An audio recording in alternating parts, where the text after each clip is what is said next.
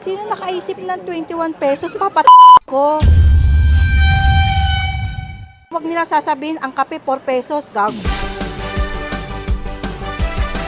Ate, 21 pesos per meal, per person, kasya o di kaya? Hindi kaya po. Di kaya? Gotcha. Hindi kaya. Hindi kaya po. Hindi kaya. Hindi kaya. Sa halagang 21 pesos, mabubusog ka na raw sa isang meal. Real o fake?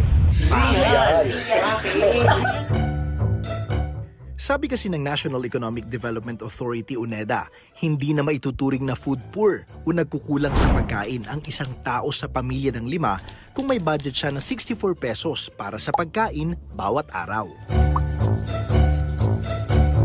Subukan natin, saan kaya aabot ang 64 pesos ko?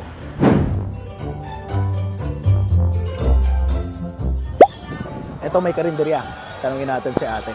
Ate, kasya ba yung 64 pesos na budget per person para sa pagkain sa isang araw? Hindi po.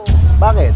Kasi po sa bilihin pa lang po, sa karne pa lang magkano na. Pero kung bibili ako dito, sa halagang 21 pesos sa isang meal, ano yung pwede ko mabili? 21? Oo, 21 pesos. Wala na. Ang itlog kasi na itlog at saka rice namin, 25 pesos na po. Okay, order ako ma'am ng isang itlog. Magkano yung itlog? 13 po. 13 pesos. Magkano yung rice? 12. 12. Isang rice yon.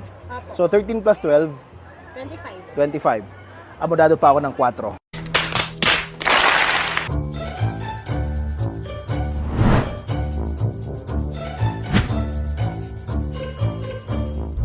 Para namang OA naman ng 21 pesos. Sabi ng NEDA. Sabi ng NEDA.